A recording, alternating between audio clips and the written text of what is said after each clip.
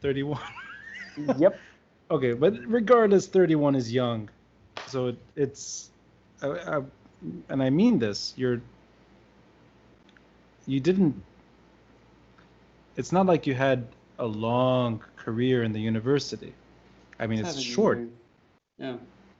Sorry, how long? How long? 7 years. 7 years. So it's not like, I mean, they're academics and you know them. No. They spend decades and decades and decades. Of course. Yeah. So did you catch wind early on that this is not for you, or is it something that, so from the beginning you felt that this was wrong? Halfway through. Because I realized, well, I was in it because I love teaching. I see. Yeah.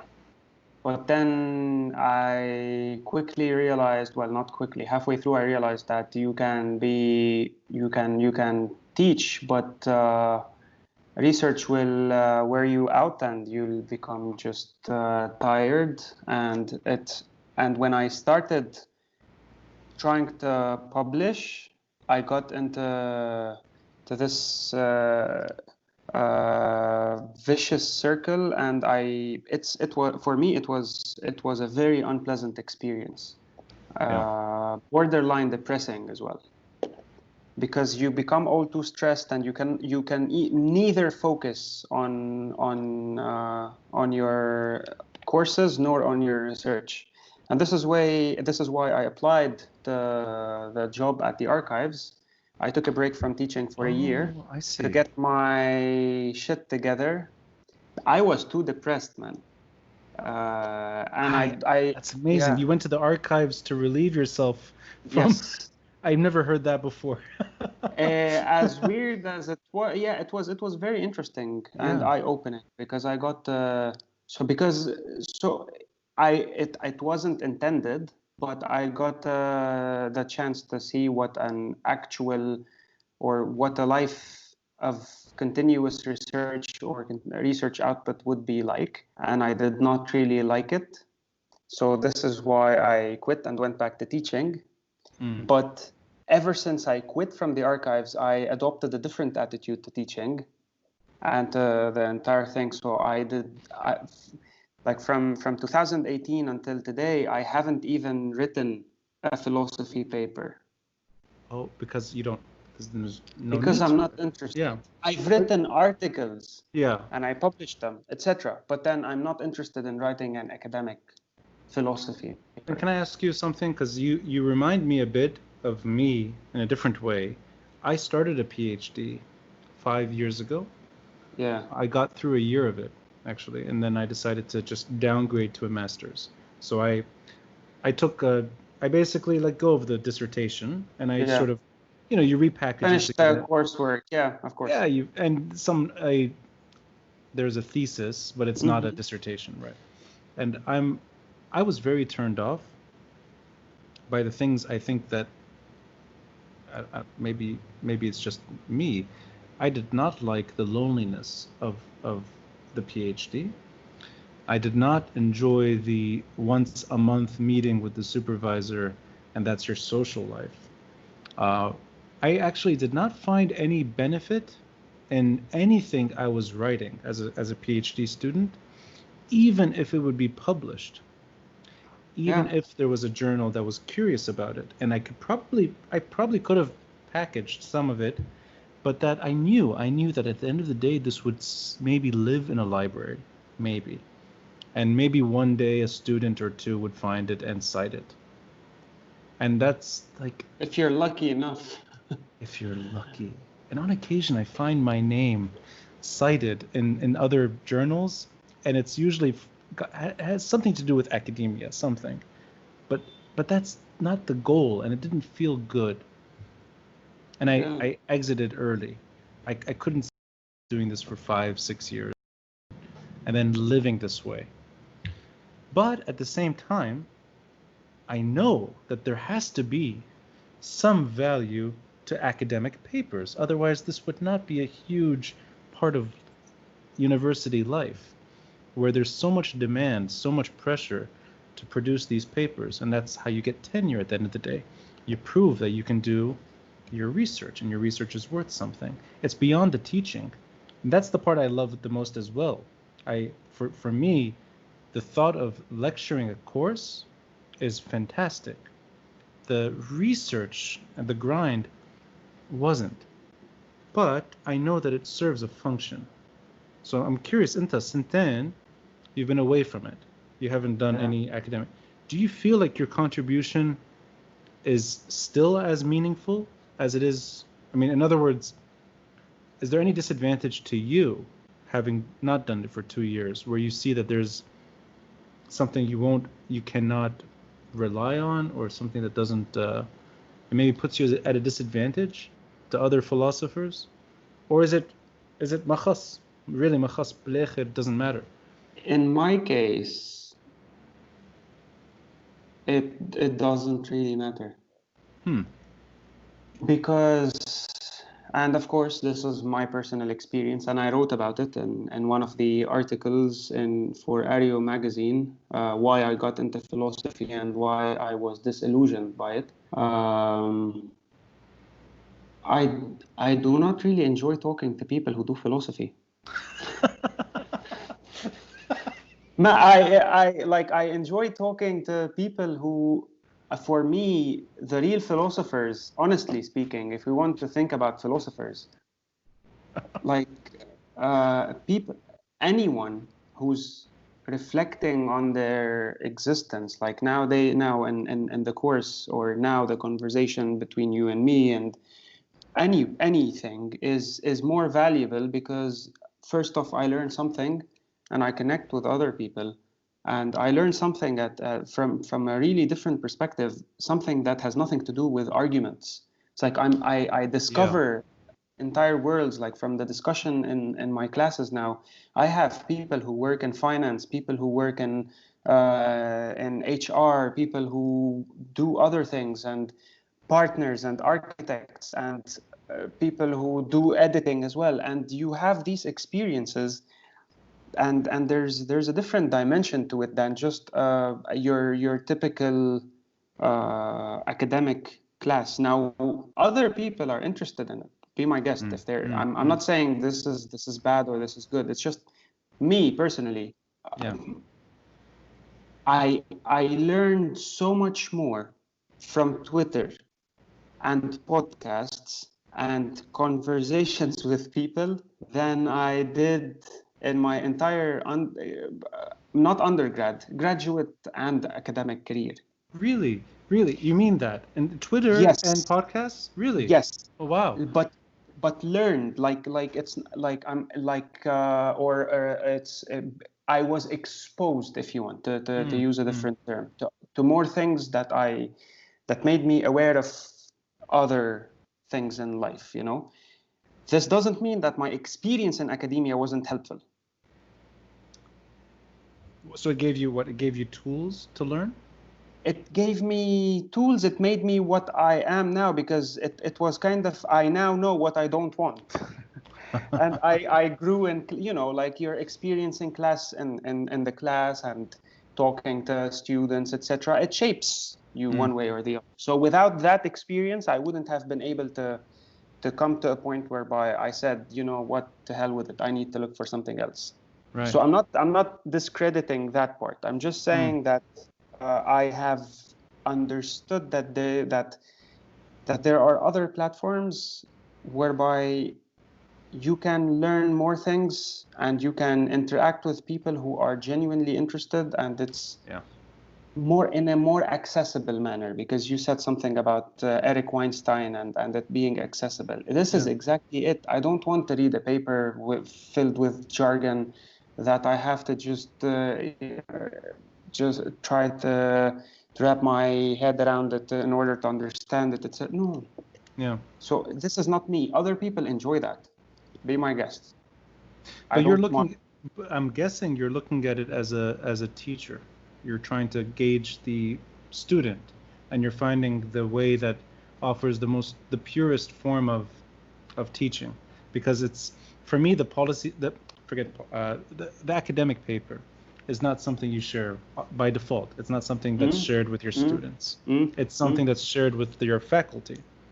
and maybe a few peers that kind of have to review it, and a journal that says yes or no at the end, and it could be denied, and it's like and there's like a system that gets you promoted that way. The students are never part of it, but I'm sensing from what you're saying is that the most rewarding part of philosophy is the student. It's the relationship to the student.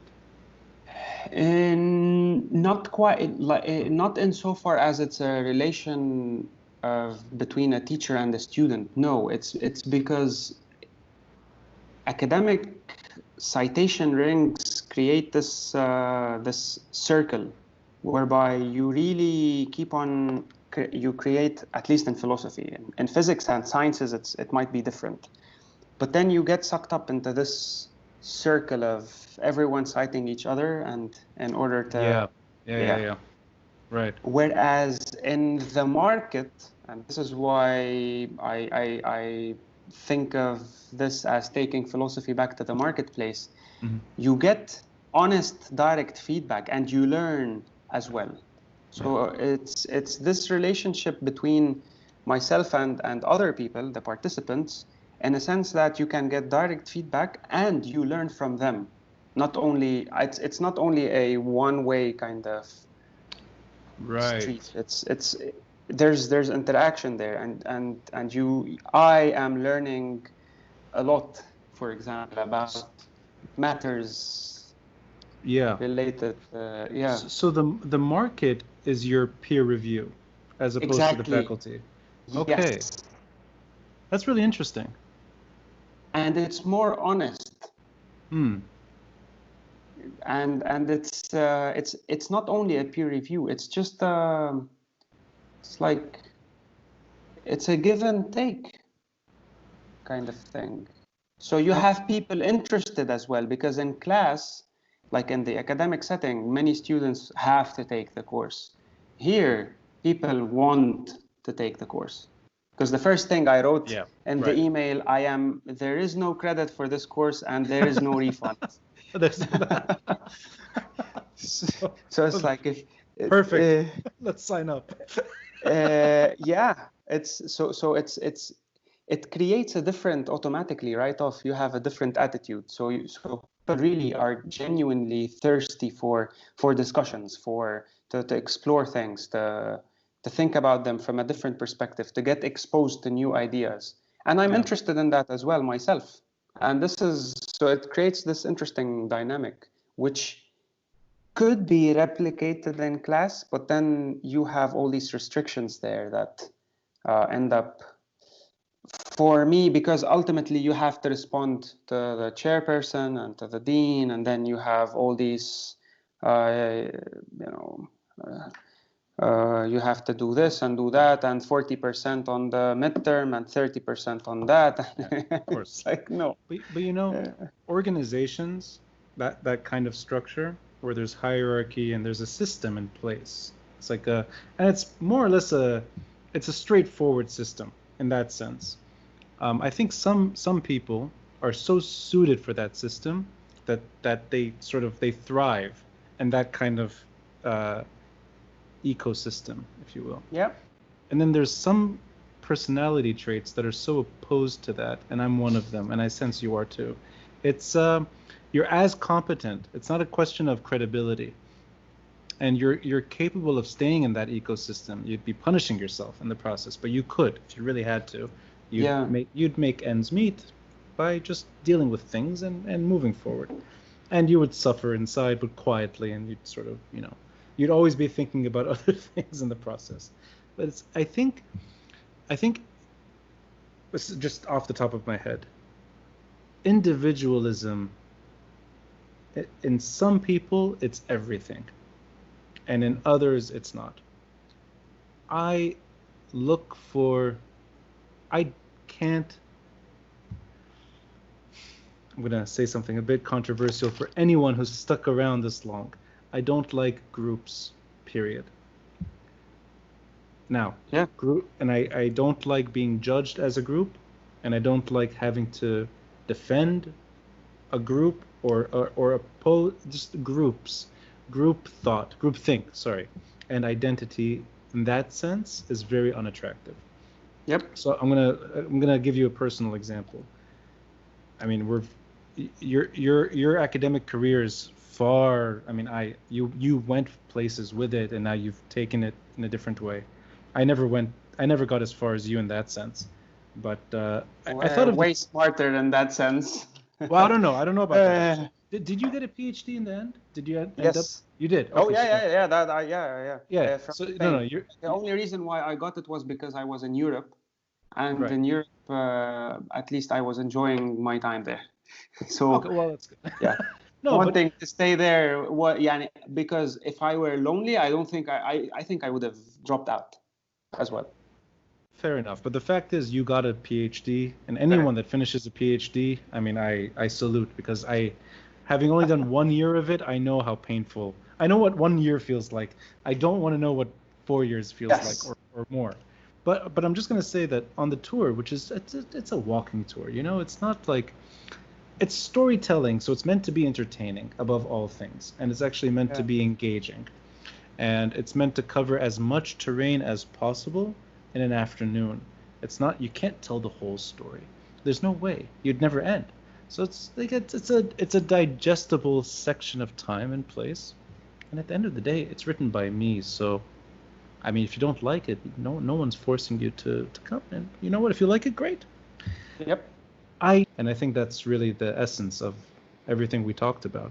That there's something local about Lebanon that is not appreciated enough, and maybe that's what it is. It's our individual character. And this is something we can, this is an interesting observation I was able to make when I was in Spain, in Salamanca. It's a city 250 kilometers from the capital, Madrid, and they had no Starbucks there, for example. Yeah. There was one McDonald's branch and one Burger King. But for some reason, I always, bit by bit, I started frequenting the local places.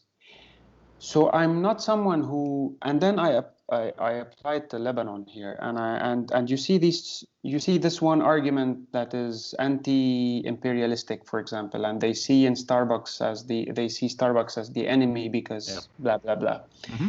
And I don't look at just this is when you pointed out the local part. I don't see Starbucks as a problem. I just see that if we only are going to be relying on franchises, American or otherwise, I don't care.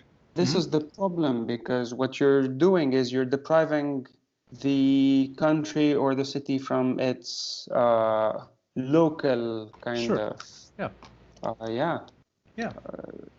blueprint. So it's and there you see. So I used to have. So instead of going, let's say, to McDonald's, I frequented this other local place called El Yunque, and they had very delicious bocadillo sandwiches, burgers, etc. And it's different. Now you're making me hungry. But this is it. So it has nothing to do. There is no. It's not about the imperialist. We're way past that now. We're living in a different kind of era, etc. And I would worry more about the soft power of grants coming to people at AUB, for example, than people buying a coffee from Starbucks. But and importing all these values, I don't mind that either. But no, don't tell me anti-imperialistic, etc. and fighting all these powers, blah blah blah. No, it's about preserving. If you make the other argument, we want to preserve our local culture and cultivate and promote production, because we lack that. We live off imports in Lebanon. Yes. So if you want to create some sort of productive economy, I'm all for it. Local. Both, you know, exactly. You can be international. There's nothing wrong with it, of course. Yeah, you can welcome the world and its ideas. You can also celebrate your own and let them live side by side. That's a healthy society. Of course.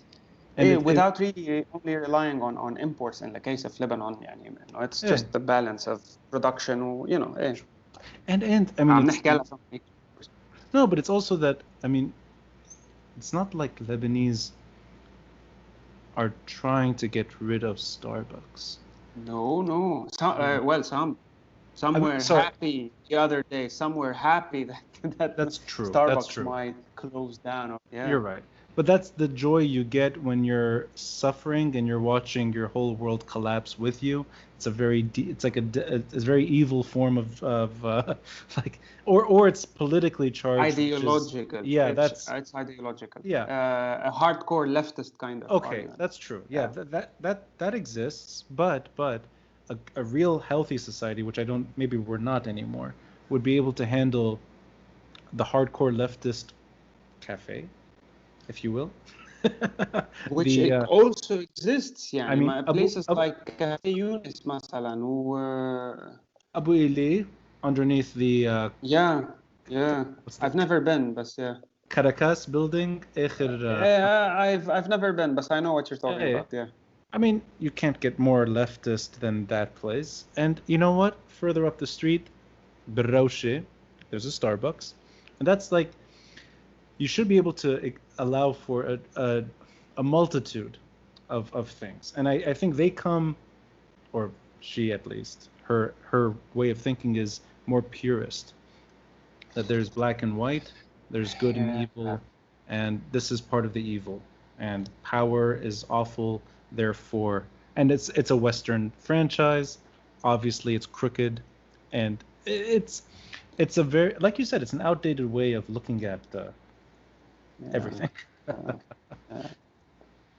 Yeah. And that's also one of the problems when now you want to discuss these issues with people. It's like we don't have a healthy political dialogue in Lebanon because of all these ideological baggages of the groupthink, as you call them. And this is why I troll commie Marxists a lot on Twitter. I don't know if you've seen that before,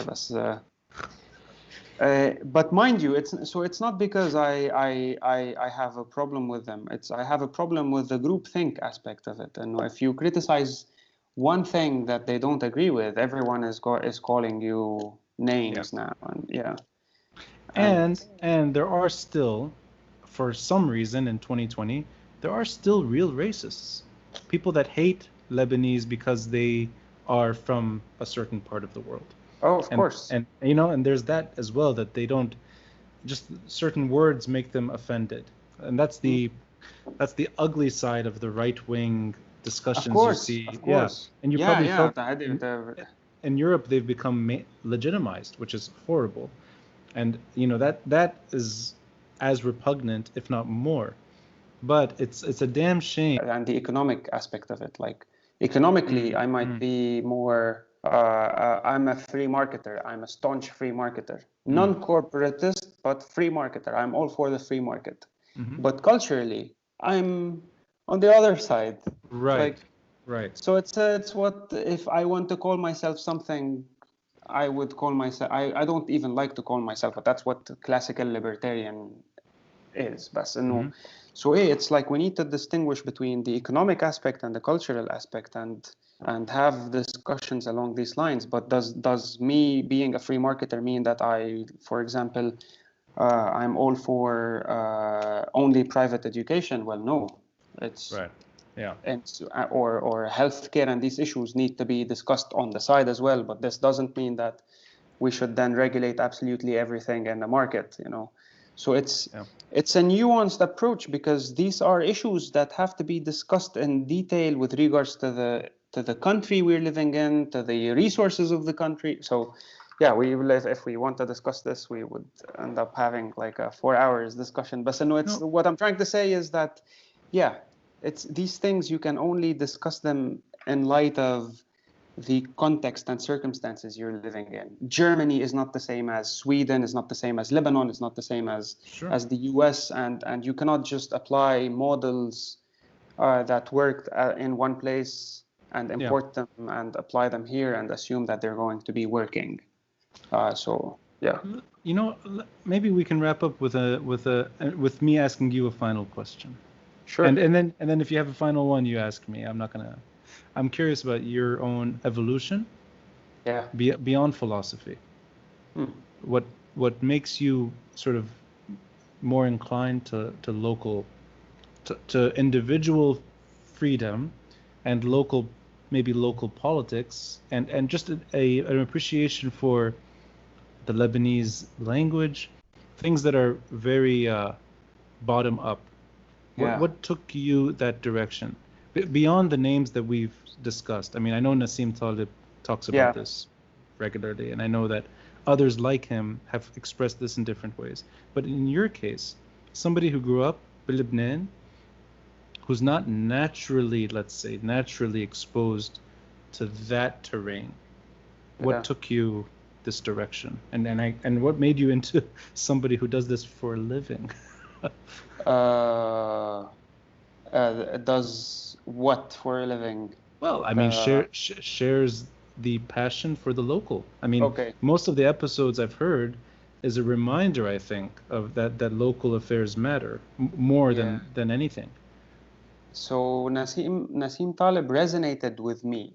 يعني I had already come to a point whereby I was thinking about all these, and then I had read Nassim Taleb's Black Swan before, but then Okay. Yeah. Anti-Fragile and Skin in the Game were kind of uh, interesting for me because they came at a point when I was having this transformation or rethinking all these.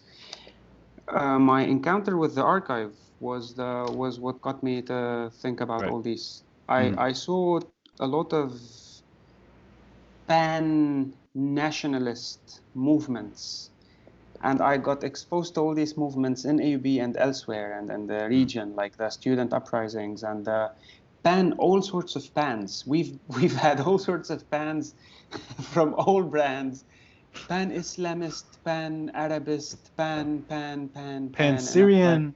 yes, Yeah.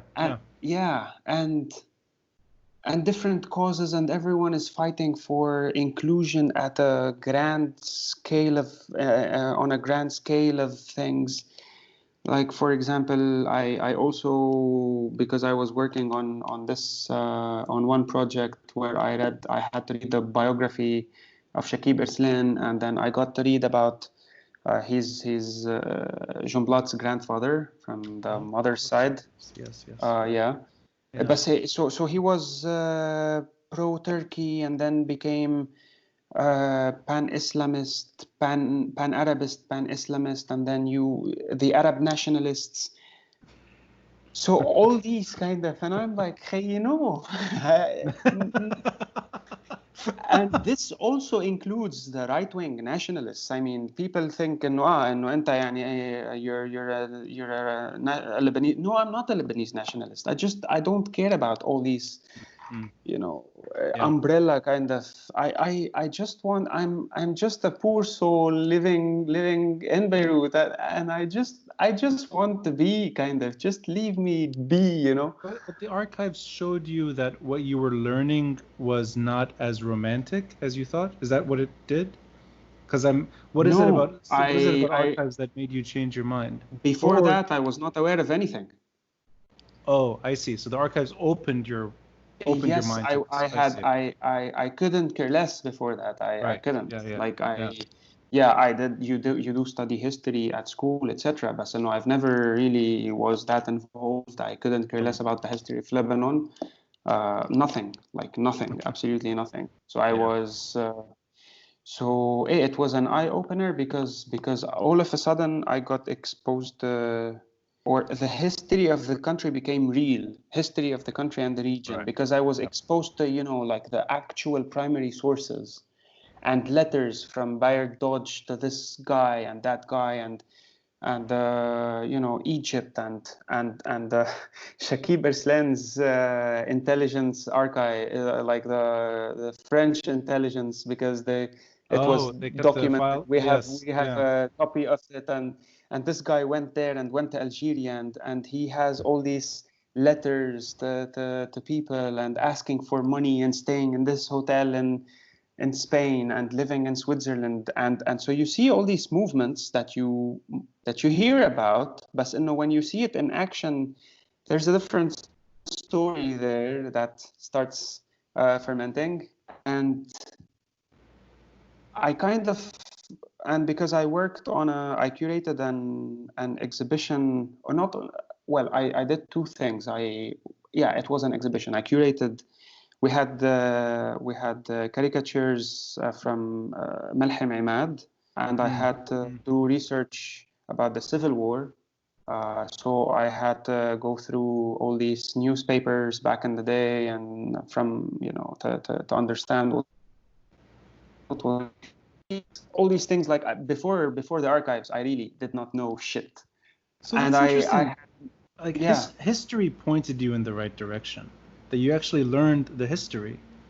I'm not sure if the right direction or not, but then after that I went to the Saeed Ail archive at NDU, and I had a look there, and I saw, so it's, if you want, I had a new world opened before me. Yeah.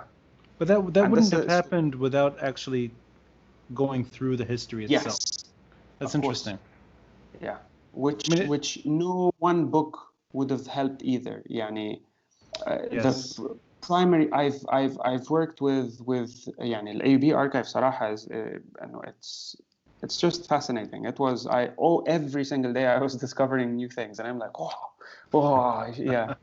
and newspapers and magazines and Monday morning مثلا photos all these people you hear about, مثلا كميل شمعون وما بعرف مين وهذا, and then I read Saeed Abu Risha's book, the St. George Hotel Bar. Oh yeah, and the Spies, and Kim Philby, and then you have all these stories coming of Ras Beirut and Lebanon, and so it's. I started relating to Lebanon in a different way. Let's put it this way. Yeah. Before that, I was just I couldn't care less صراحة. I was living in my own bubble, no politics, nothing. ولا حتى كنت أقرأ جريدة قبل وبعدني ما بقرأ جرايد. I don't so. This. My encounter with the archive was an eye-opener, let's put it this way. I actually think it just shows that even if the conclusions are not, let's say you're wrong. Let's just go with it. Let's say you're wrong. It just doesn't matter. The fact is you formulated your thoughts by accessing history, and that you took the time and effort, in your case quite some time, to learn the history. And I think if anything is lacking اليوم in terms of education and all that, that's the big one, history. That's something there's very little appreciation for. Everyone shouts over themselves about, quote, politics. I don't think that's even the right word. But there's very little true, maybe, self-reflection. And in your case, really understanding what certain terms mean and what they represented. And individuals and their persuasions, and you go to the macro and you go to the micro too, and that takes time. And I think if the conclusion is the local solution matters more than anything, that's after having examined a lot and sort of reaching somewhere. And I think it's almost like a healing process, if you will, that you can you can sort of clean up the mess that you've been bombarded with just by the fact of living in Lebanon and having slogans shouted and having dreams die and having bad ideas sometimes flourish at the expense of good ones. I have an example, but it's a controversial one. Let me get it. Yeah, sure.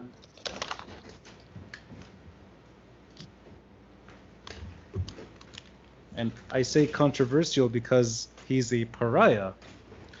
He's not somebody I think anyone who has studied the Middle East maybe would find him to be I like his writing and I love his stories.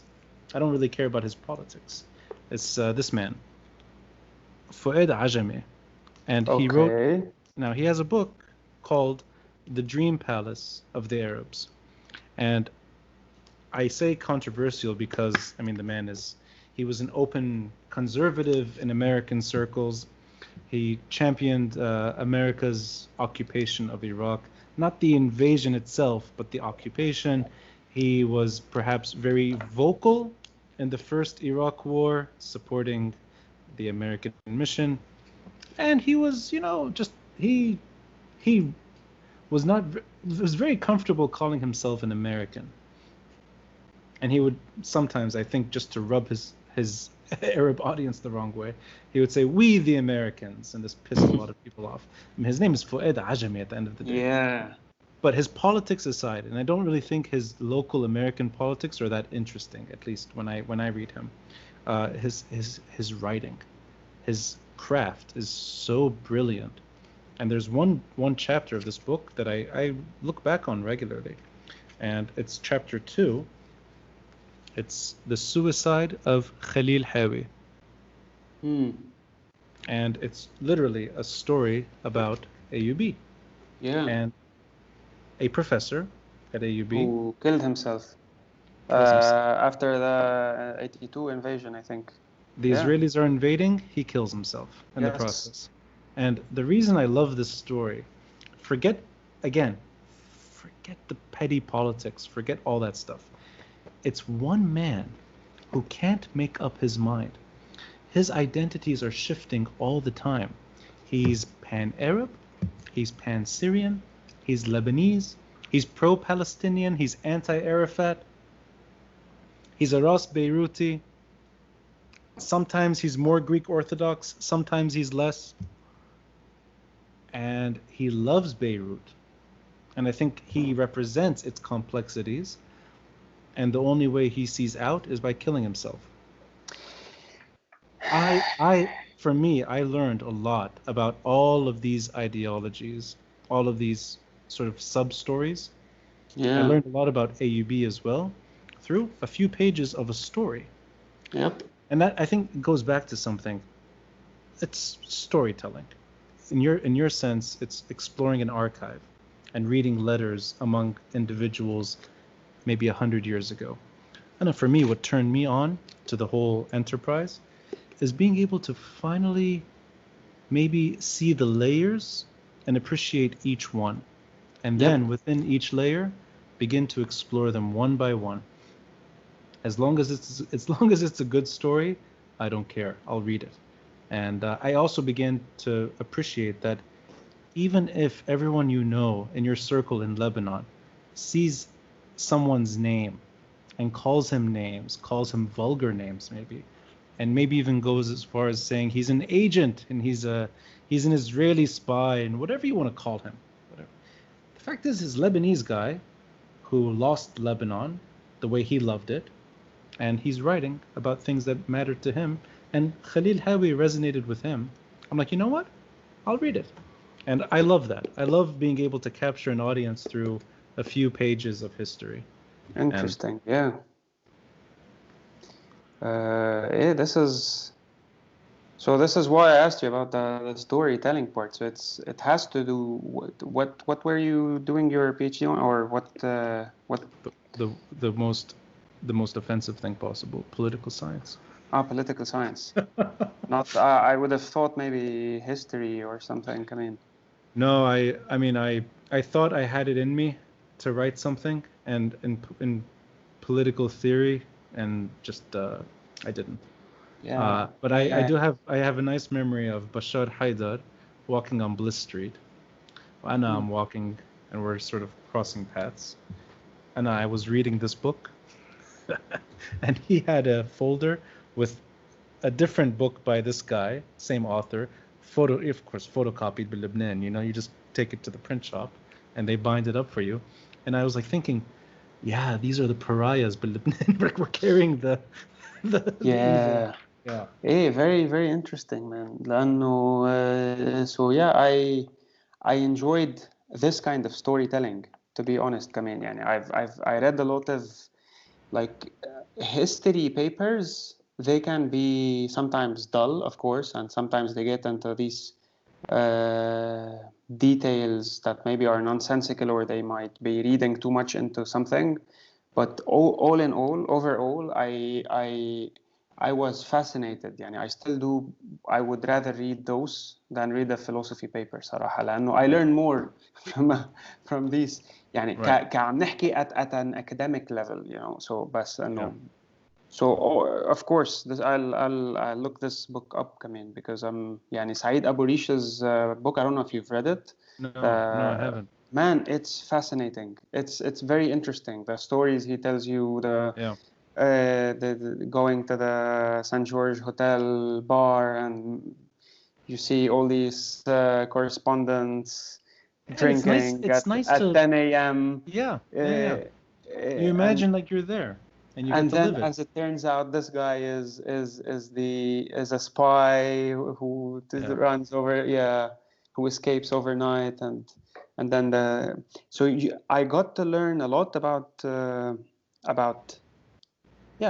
Lebanon and Beirut, Yeah. and it gives you an idea of how things were, and so it's I do see where, so now I have a better idea about the storytelling part that you're, as you described it, kind of. And I agree with you. I like complicated people. So that's what draws me to you and your episodes. And I look forward to meeting you in person somewhere on planet Earth.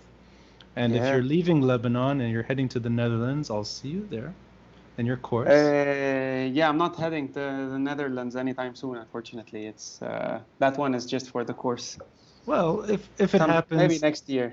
Maybe next year. But it's a serious project. It is a serious project. Like, no, I saw even people commenting, and you're like, no, this is real. Yeah. Because it may have to do with psychedelics, maybe. Yeah. No, but at the end of the day, I like complicated people in a place that turns to conformity. It's something I don't find attractive at all. So I like individuals with a lot of varied ideas. I consider you one of these people. You were very nice, man. By the way, Habibi. You're very nice. You took me to the 3-hour marker, and I don't think we have now entered Joe Rogan territory. Yeah. And honestly, it's a good feeling. It's a good feeling. I actually enjoy it. I never thought I'd make it past 2, so here I am, past 3. Yeah, I enjoyed the discussion very much, to be honest, and thank you for this. And we can also, in addition to meeting in person, we can have more of these discussions as well. Oh, I'd love to, and I think we only scratched the surface today. Yep. Yeah. Yep. In a romantic kind of setting towards the end. I mean, I was gonna say, yeah, like you went from the angel to the devil, yes. and now something in between. Yeah. Thank you. And listen, thanks again. So you were also recording, because I stopped it for a second and then So thanks again, and let me just stop.